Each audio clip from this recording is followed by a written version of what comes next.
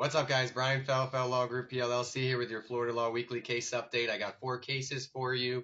This week is a little bit more for the nerds, especially the first 2 cases, and especially those who follow appellate law and are interested in those kind of things. So the first one is Beans versus Beans. This was on a motion for rehearing. I think I've already spoken about this case. Very, very influential case in family law that basically says in modification cases, for alimony modification, the court does not need to consider the factors under 61.08, all those specific factors that a court needs to consider when determining an initial alimony award. In the first DCA, you don't need to consider all those factors in 61.08. All you really have to do is consider whether there was a change in circumstances and whether in equity a change in the modification of the alimony is warranted under 61.14.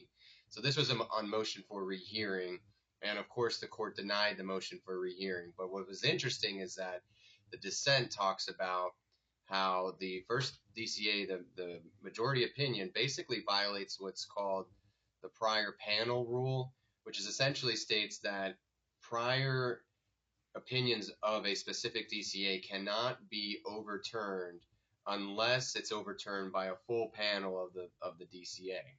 And so what the dissent was saying is that basically this current court, it's a 3-judge panel, they're not allowed to overrule prior precedent that said you have to consider the 61.08 factors when determining a modification of alimony. And apparently the judge that wrote this opinion, Judge Tannenbaum, he disagrees.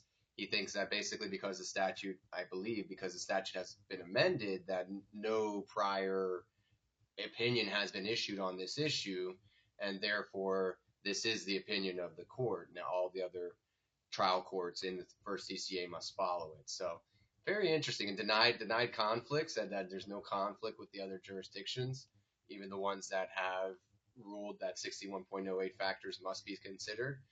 So super interesting to see where everything goes with this case, but and this issue.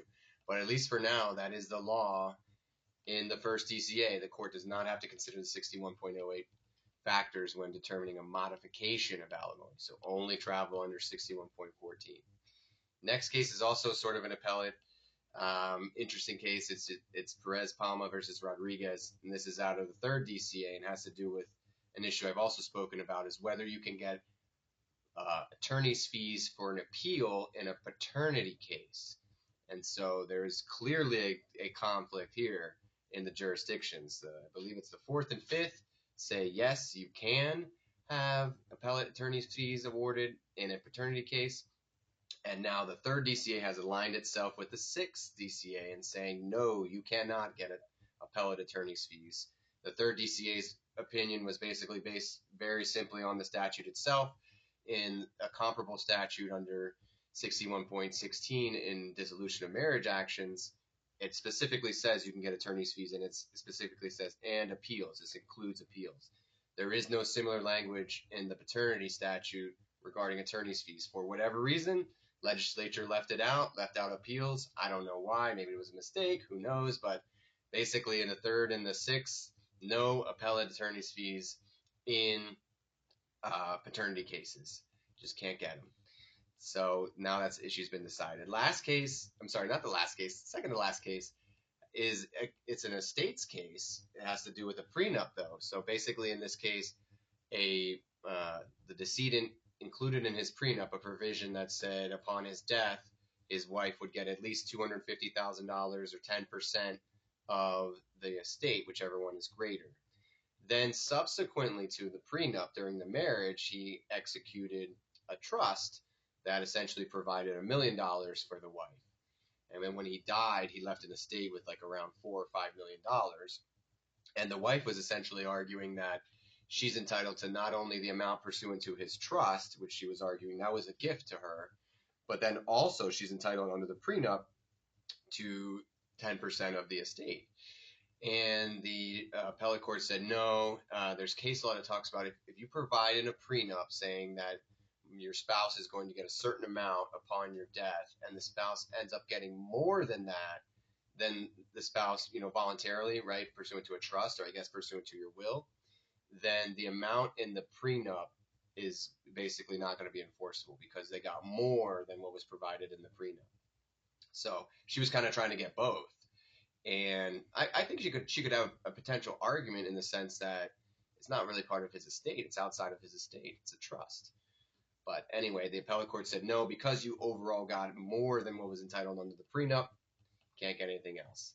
Last case is Adams versus Cox. This is out of the 5th DCA. So this has to do with dating violence. A lot of times people get injunctions for domestic violence or maybe sexual violence or something like that. Dating violence is different in that in domestic violence, you don't have to prove an ongoing imminent threat of violence. It's enough in the domestic violence cases to just prove that domestic violence has occurred in the past, via battery, assault, or something like that. It has to be temporally relevant, it has to be recent, but still you don't have to prove that second prong of an imminent threat of violence. But in dating violence cases, you do. So you need not only prior violence, let's say, you also need a threat and have to show evidence of an ongoing threat of violence in the future if the injunction is not in place.